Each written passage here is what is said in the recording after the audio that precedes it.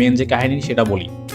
তো ভাই একদিন হয়েছে কি, হুট করে ভাই আমার বুঝছেন একদিন মুড চলে আসছিল, ভাই আমার সেক্স করাই লাগবো।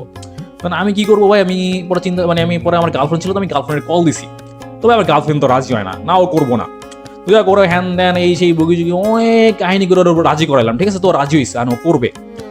এখন কত হয়েছে যে ভাই করবোটা কই, কারণ অবভিয়াসলি ওর বাসায় করতে পারবো না, আমার বাসায় করতে পারবো না, কারণ কেন, কারণ দুজনের বাসায় লোকজন আছে। হ্যাঁ যদি কারো বাসায় খালি থাকতো ওর বা আমার বাসা ইজিলি করতে পারতো, কোনো সমস্যা ছিল না। যখন চিন্তা ভাবনা করলাম তখন কি করা যাবে, তখন আমার মাথায় একটা জিনিস আসলো যে মনে পড়লো যে হচ্ছে আমার একটা বন্ধু আছে যে নর্মালি হয় কি ওর রুম মোটামুটি খালি থাকে বা ও কোনো মতে খালি রুমের ম্যানেজ করে দিতে পারবে বা ব্যবস্থা করে দিতে পারবে।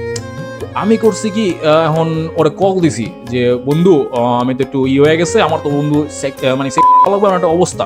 তো বলে কি তাহলে সমস্যা কি, তুই একটা বেডি খুঁজে নে, মেয়ে খুঁজে নে। আমি বললাম বন্ধু ওটা তো সমস্যা না, আমার কাছে বেডি মেয়ে যাই হোক আমার কাছে আছে, সমস্যা নেই। তো বলো সমস্যা কি, আমি বললাম বন্ধু সমস্যা হচ্ছে আমি তো বন্ধু জায়গা খুঁজে পাচ্ছি না। তখন ওই আলাই বলে কি কেন তুই জানো তো দুই পায়ের মাঝখানে ওটা থাকে,